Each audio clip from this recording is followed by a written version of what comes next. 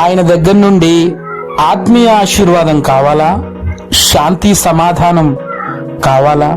ధన సమృద్ధి, ఆరోగ్యం, ఖ్యాతి ప్రఖ్యాతలు కావాలా? ఇవన్నీ కావాలనుకుంటే నువ్వు చేయవలసింది ఏంటో తెలుసా?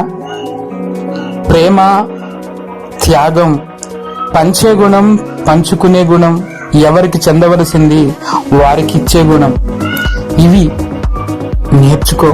కానీ ఇవి కూడా ప్రేమ కలిగి చెయ్యి.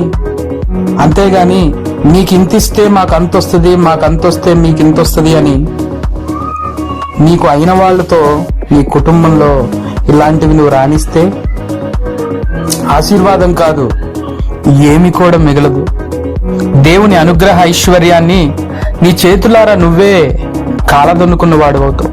కాబట్టి కుటుంబంగాను, బయట వ్యాపారంగాను నువ్వు చేయగలిగితే అద్భుతమైన కుటుంబం నిర్మించిన వాడి అవుతావు.